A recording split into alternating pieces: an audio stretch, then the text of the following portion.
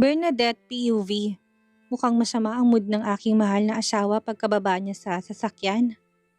Nasa playroom ang mga bata. Hindi ko na lang din sila tinawag dahil alam kong pagod at mukhang stress ang ama nila. Sinalubong ko siya ng yakap. Nagulat pa siya sa ginawa ko.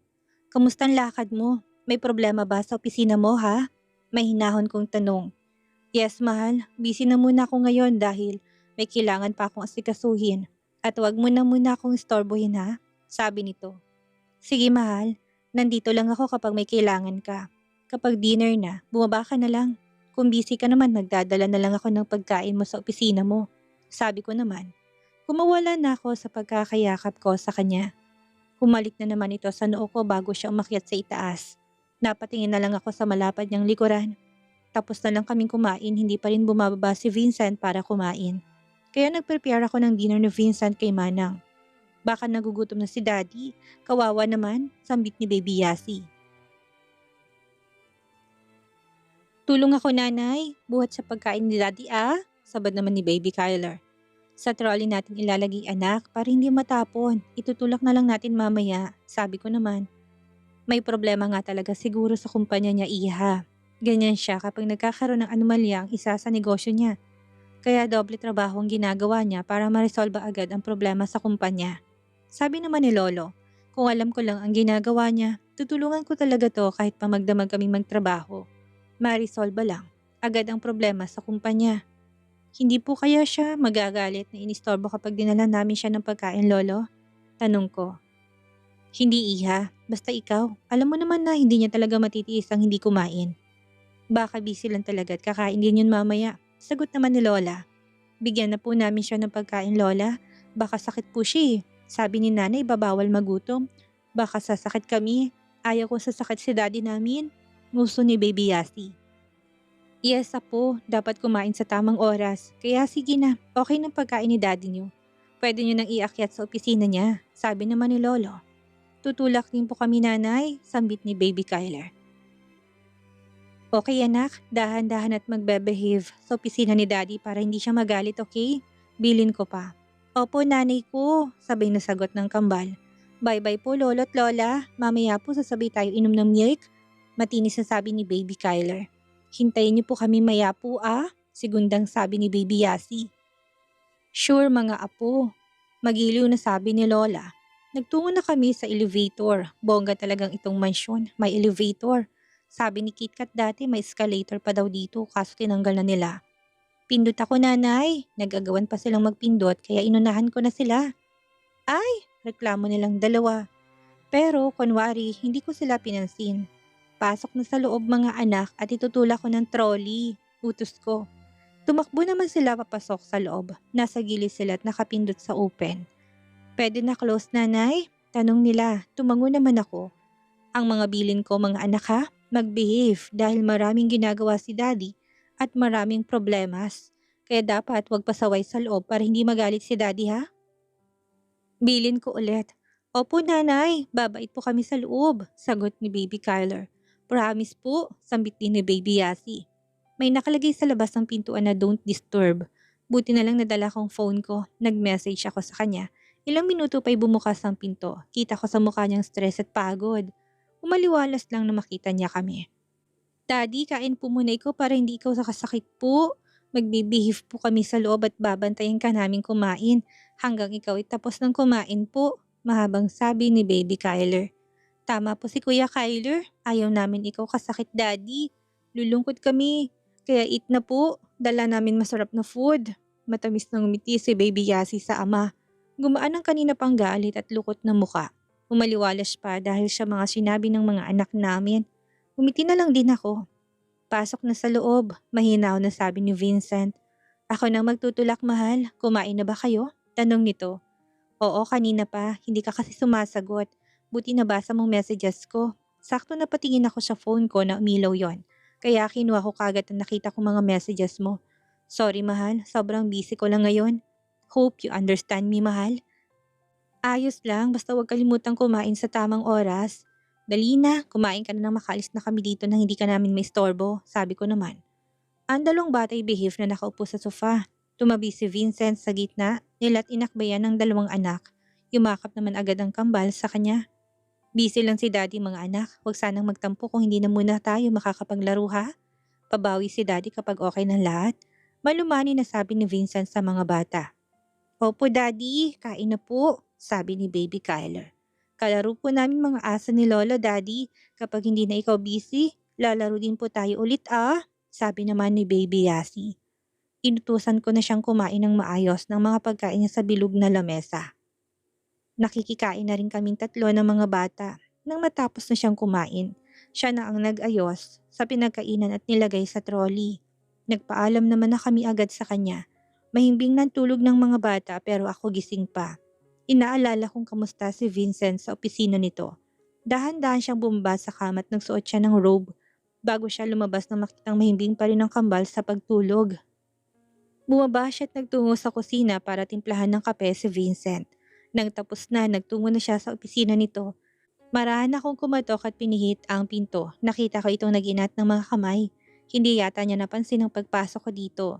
Mahal, magkape ka na muna. Sad ko na ikinagulat niya. Ginulat mo ako, mahal. Bakit kising ka pa? Naisipan kitang timplahan ng kape. Inumin mo na yan para hindi ka naantokin. Ngiti ko. Magaan naman tong humiti sa akin. Alam ko na na-appreciate ng simpleng pagtimpla ko ng kape sa kanya. Kinuha naman niya ang kape at maingat na humigop. Nang maibaba na niya ang tasa, pumunta ako sa likuran niya at marahan ko siyang minasahe sa balikat. Bahagya ito na paungol sa masahe ko sa balikat niya at pati na rin sa ulo at sentido niya. Vincent POV. Ilang linggo na akong busy at hinarap ang lahat ng mga reklamo ng mga kliyente namin. Paspasa naman ang ginagawa ng team ko para maayos agad ang anomalya sa Dila Burgos Law Firm Company. Nakipag-ugnayan ako sa isa sa pinakamataas na ranggo sa hukom. Yun ang ninong ko. Alam ko may paninindigan siya sa trabaho. Siniwalat ko lahat ng anomalyang kinasasangkutan ng 2 judge at ilan sa mga lawyer na hawak ko. Nagsagawa ito agad ng meeting at maingat na binusisi at pinag-aralan ang hinaing ko at ang mga kliyenteng hawak ng Dila Burgos Law Firm. Nilatag ko lahat ng ebidensya, kasama na doon ang mga anomalyang ginawa ng mga apogado.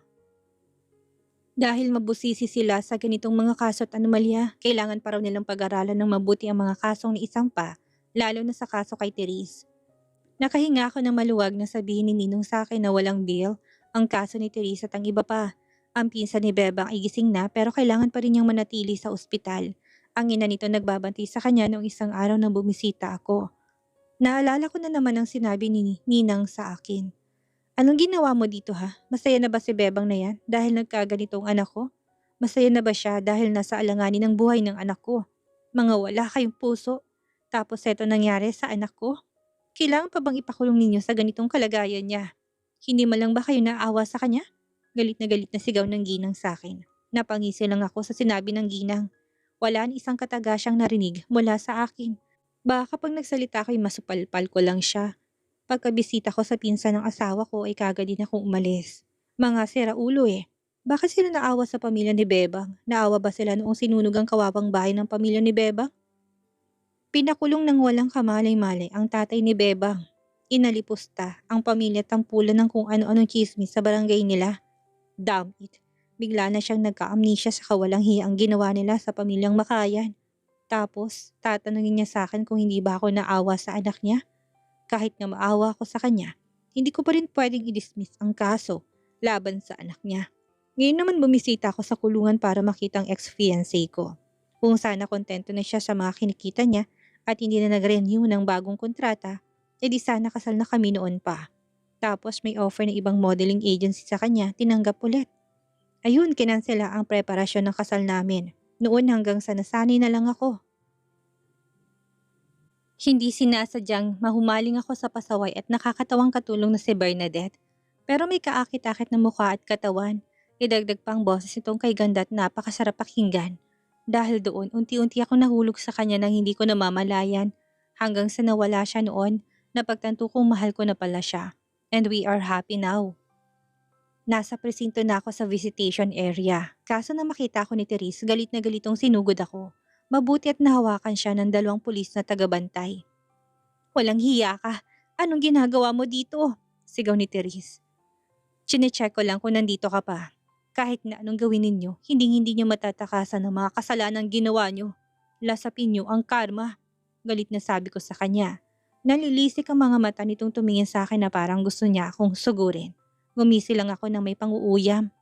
Ikaw ang dahilan kung bakit ko ito nagawa. Nang babae ka na nga sa katulong mo pa. Ganun mo na lang ako kadaling pinalitan.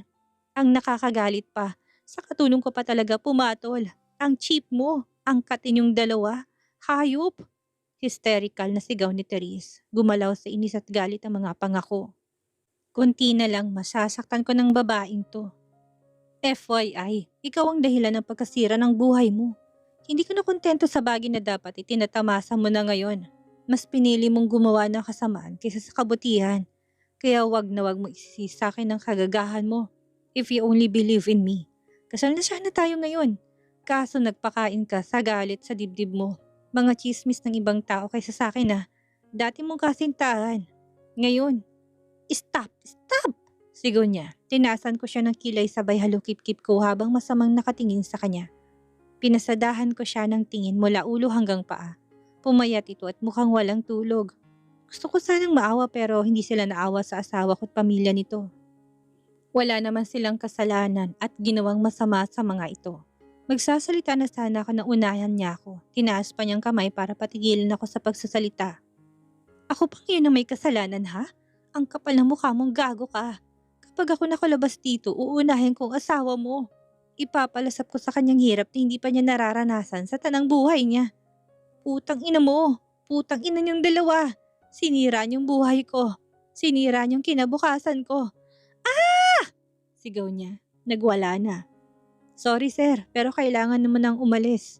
Awat ng tagabantay sa visitation area.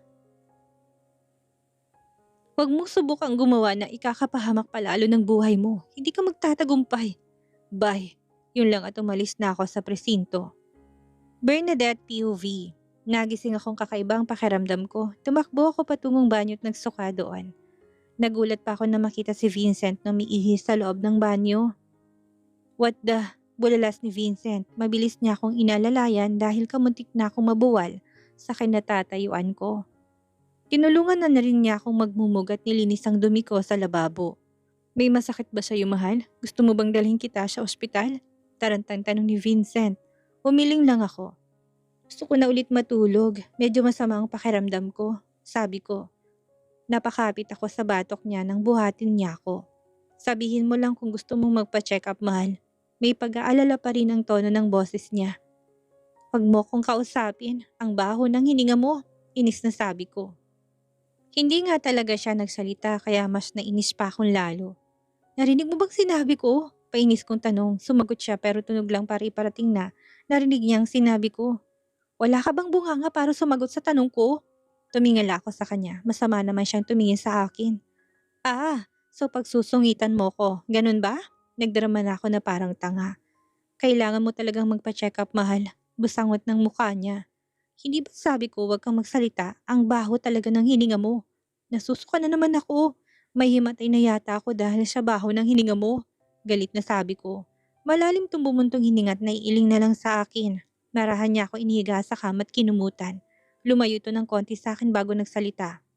Matulog ka na, medyo maaga pa, sabi nito sa higa sa kabilang gilid ng kama. Agad din naman ako nakatulog ng mahimbing. Pagising ko, sumakit na naman ang ulo ko. Nahihilo at nasusuka na naman ako. Patakbo na naman ako nagtungo sa banyo at nagsuka na naman ng bongga. Sumakit na lang ang lalamunan ko, ngunit hindi pa rin ako matigil sa pagduwal. Nagmumog at naghilamos na ako. Parang lantang gulay akong pasalampak sa sahig. Dahil nangihinang katawan ko, nahiga na ako sa sahig. Pero hindi pa ako nakakahiga nang may umalalay na sa akin. Binuhat niya ako at dinala sa kama. Nakaramdam ako ng ginhawa ng marang haplusin ni Vincent ang noo ko. Mamaya lang darating na ditong private doctor namin. I'm worried about your health, mahal. Puno ng pag-aalala ang tono ng boses niya. Masakit ang ulo ko, masakit ang tiyan, katawan, lalamunan at buong katawan ko. Mamamatay na ba ako? Nangiyak-ngiyak ang tanong. Shh! Don't say that, mahal. Kung may sakit ka man o ano man yan, hindi ko hayaan na mamatay ka kaagad. Gagawa ko ng paraan para gumaling ka. Kahit pag gumastos ako ng milyon at mag-hire ng pinakamagaling na doktor, gagawin ko para sa'yo, mahal. Huwag mo lang kaming iiwan. Madamdaming sabi ni Vincent. Natatakot ako, iyak kong sambit. I'm here, di ka nag-iisa mahal. Yakap niya sa akin. Kumalas ako nang may kumatok sa pinto. Nagpunas agad ako ng luha. Bakang mga anak namin ang nasa labas. Ayoko makita nila akong ganito. Wait lang mahal, tignan ko lang ang nasa labas. Humalik na muna to sa noo ko bago tumayot nagtungo sa pinto. Si nanay po? May sakit po si nanay? Narinig ko kaagad ang boses ng anak kong lalaki. Nakita kong pumasok sa loob sila lolo at lola. Ang kambal, si KitKat at ang isang lalaki na parang mas matanda lang ng konti kay Vincent. Kamustang pakiramdam mo, iha? Tanong agad ni Lola. Pagkalapit nila sa kama kung saan ako nakahiga. Medyo nahihilo po ako. Masama ang pakiramdam ko. Nagsusukat mukhang malapit na akong mamatay. Sagot ko. Naku, Diyos ko kang bata ka. Suway agad ni Lola. Lumapit ang lalaki sa tabi ko. Hinawakan ng pulso ko. Misis, ang sabi mo'y nahihilo ka. Masamang pakiramdam at nasusuka, hindi ba? Tanong ng lalaki sa akin. May kulang pa sa sinabi mo at mukhang malapit na akong mamatay po. Mahal naman, angal ni Vincent. Hindi ikaw mamamatay, nanay. Baby pa po kami eh. Singit din ni Baby Yasi. Base sa mga symptoms niyan, mukhang buntis ka. Para makasiguro kayo, pwede kayong magpa-check up o gumamit ng pregnancy test. Paliwanag ng lalaki. Doktor pala to. Marami pang ipinaliwanag ang doktor. Nakatitig lang ako habang nagsasalita ito. Sigurado ka bang buntis ako ha, lalaki? Pagtataray ko, nawala na yata ako ng modo dahil sumama biglang timpla ng mukha ko. Nagsisimula na siyang maglihi. Natatawang sabi ng lalaki. Mamaya magpabili ka ng PT para makasiguro kayong buntis siya. Hetong mga gamot na pwede niyong bilihin. Sabay abot kay Vincent ng isang maliit na papel. May sumpa yata ang mansyon mo, Vincent. Lalo ng kama mo. Noon sa kama mo, sa mansyon ako nabuntis. Ngayon naman doon din ako nabuntis. Bulalas ko. Tumawa sila sa sinabi ko. Ilang linggo lang tayong nagtalik, buntis agad ako. Hindi ako makapaniwala. Mahal, ang bunganga. Naririnig ka ng mga bata. Suway agad sa akin ni Vincent. Ayoko pa sanang magbuntis ngayon. Mahirapan na naman akong manganak at natatakot na ako na baka matuluyan na ako. Iyak ko bigla. Nag-aalala naman at lumapit sa akin si Vincent at niyakap ako. Bumubulong ang mga katagang nakagaan sa dibdib. Nandito ako. Marami na kaming kaagapay sa pagbubuntis mo. Lahat ng gusto mo, ibibigay namin kapag kaya. May kasama ka na magpupuyat kada gabi. Aalagaan kita, mamahalin at pakakaingatan ko kayo ni baby. Malambing na sabi niya sa akin. Magbabait na rin po kami nanay para hindi po ikaw ma-stress, sabad ni baby Kyler. Sana pala hindi na lang ako nag-first move. Hindi ko sana tinabaho ng bonggang Tinakpan na kaagad ni Vincent ang labi ko. Humagikik naman si KitKat sa gilid. Pati sina lolo at lola, natawa na rin sila. Imbis na maawa sila sa drama ko, mas natawa pa sila. Lalo na nang malaman nila nagdadalang tao ulit ako. Vincent POV. Todo alalay ako sa asawa ko dahil kada umaga nagsusuka. Ayoko naman na ako maglihi at baka masaktan ko na naman siya. Hindi baling siya na lang ang maglihi at ako ang taga-agapay sa kanya. Alam ko na mahirap ang maglihi at kung pwede lang na ako nang maglihi ay okay lang. Kaso lang iba yung nararamdaman ko noon at nasaktan ko ang asawa ko. Iba yung cravings ng katawan ko noon ang makitang nahihirapan si Bebang. Shit, mura ko. Malay ko kapag ako na naman na naglihi baka mas malala pa sa una. Hindi ko na kayang masaktan ko ulit siya. Heto kami ngayon sa may tabi ng pool kaya aga-aga gusto magtambay dito para kumain lang ng kamyas. May tambayan kasi dito na malaking puno. Pinapanood ko siyang kumain ng kamyas. Nakakapaglaway habang pinapanood ko ang sarap na sarap sa kinakain. Nung isang araw iba na naman ang trip, masyado siyang emotional, mainisin, galit palagi at nananakit na rin. Ang nakakainis ay yung gusto niyang magsalita ako na magsalita. Magkwento ng kung ano-ano. Gusto raw niya marinig ang boses ko kada minuto. Ginawa niya akong robot, pero mamaya, may lakad ako. Importante at gusto ko rin siyang makita. Reconciliation is better than having a guilt inside my heart. I'm just carried away from wrong info they gave me.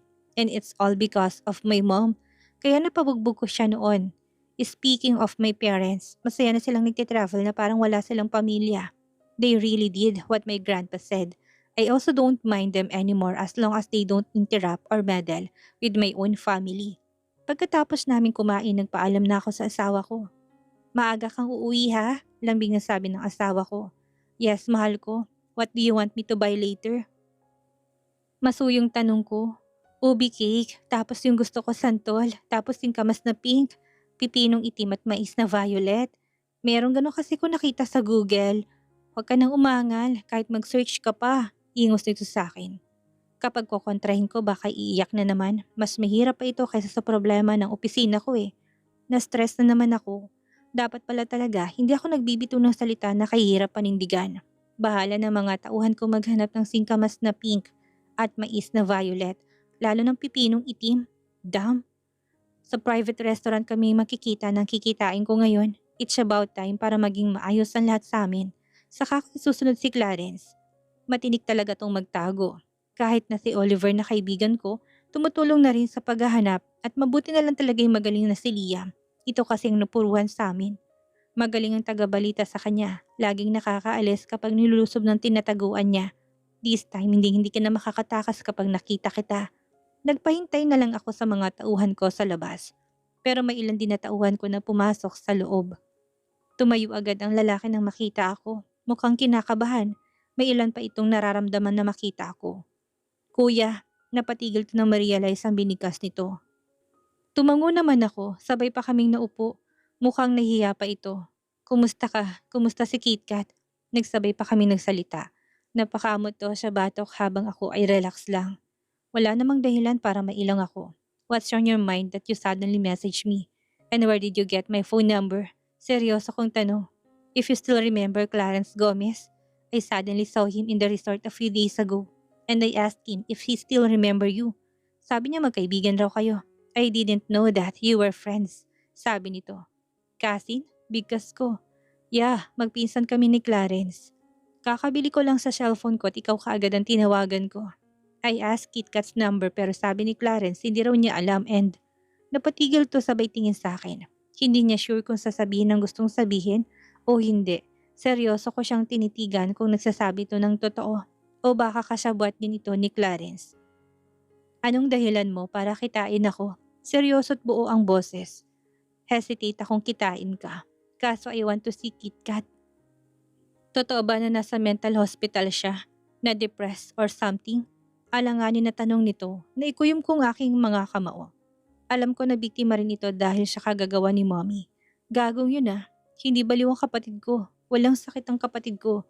Saan niya nakuha ang balitang yun na masampulan ko? Gago siya, galit na sambit ko. Napatigil kami na may mga waitress na pumasok para mag-serve ng pagkain namin. Where is Clarence now? Tanong ko. I don't know. Dahil nung nagkita kami, aalis daw siya pero hindi niya sinabi kung saan. Ang sabi niya wala raw siyang permanent na tulugan. Dahil ban siya sa mansyon nila at bawal daw siya sa syudad. Nag-away raw kasi sila ng parents niya. Kwento nito. Hindi mo ba alam ang mga issues sa kanya? Should I trust you? Nangunot ang noon nito. Sa haba ng panahon ay isang araw lang kami nakita. I keep myself isolated in the island. Naisipan ko umalis at magtungo sa Batangas at doon ko nakita si Clarence. We're not that close kaya konti lang interaction namin. Kamustahan at kinuha ko number mo sa kanya. Paliwanag niya sa akin. Weird, how come na alam niyang number ko? Siya kaya nagme-message ng kung ano-ano sa akin? Ini-ignore ko na lang talaga. Marami siyang kasalanang ginawa sa pamilya ko, sa akin, sa kapatid ko at sa mga kaibigan ko. Lalo nang ginawa niya sa anak ko. Matagal na siyang pinaghahanap dahil siya patong-patong nitong kaso at kaso. Gulat hindi makapaniwala sa isiniwalat ko. What did he do to KitKat? Bago pa ako makasagot ay biglang pumasok sa loob at nagkagulo na.